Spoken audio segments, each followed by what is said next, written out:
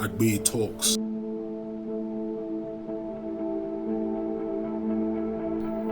I've heard and read about freedom, how beautifully it puts man at ease with peace that is golden, that man is emboldened to thrive with all his parts in harmony, peacefully in unison with the universe. I have seen flowers bloom, and how the butterfly aids pollination, carrying pollen grains from the anther to the stigma. This creates butterflies in the stomach that carries the reality of how this terra firma is firmly holding onto life's form and life's force. But the tit for tat has become the greatest undoing of man. How we throw fairy darts at ourselves, and for our selfish interest we have lost our sense of reason.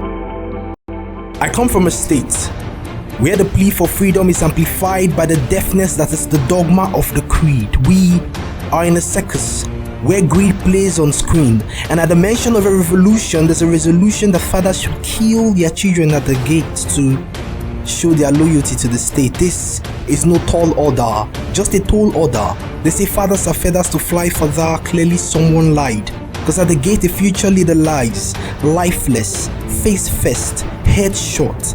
Daily we see bone bags, but the lot wear guards. We don't want to look back for fear of an attack. We are refugees, internally displaced persons seeking succor. For if a refugee seeks refuge abroad to escape war, we are refugees because this is war. It is war. Because we have square pegs in round holes, mediocres whose sole aim are to scar our soul. It is war.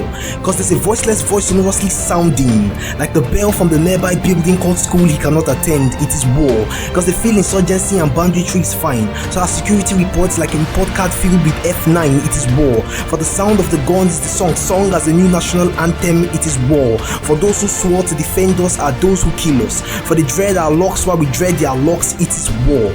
For our human capital development is in a sorry state with no capital for development. It is war. When I agree to take up a landmine to blow up a land that is mine, it is war. Cause the boys we give no aids will eventually throw grenades, and the girls who give no aids will later give us aids. This is war. But when we hear the word refugee, we think of distant lands, aborigines with phobia of overthrow and spite towards immigrant refugees, fear for the sake of their jobs might just be at stake, This is our reality. For we live in a society where we are an endangered species, where the youths are perpetually tagged leaders of tomorrow for a tomorrow that is always tomorrow. They share the roles among themselves and hand us toilet rolls. For the most engaged in bootlicking and ass-kissing mediocrity, they constantly put us in roles and give us guns for their defense. But no one cares to ask for our defense, for we are defenseless defenders. They make us believe the word youth means shoot, so they give us guns and tell us shoot. These men are stock characters. Little wonder why we remain stuck.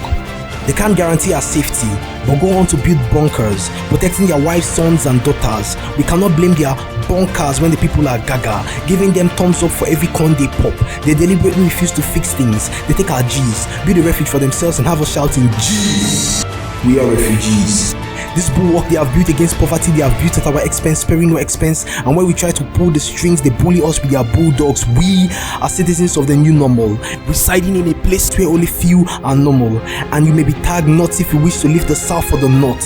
And there are people in the wide west making it a wild west. Same goes for the north. They say they are in the north coming down south. Please don't shout, cause we need quiet to rest the unrest in the east. Our patience is being put to test, so let's wish ourselves good luck. This is a network. They make us run helter-skelter seeking shelter. When we hear duck, we no longer think of a bird, but we duck so we don't get put in a bed. This is foul. For these men keep committing foul, they are foulers. And for fear of harm and going astray, trust me, that eagle on a coat of arms may soon fly away.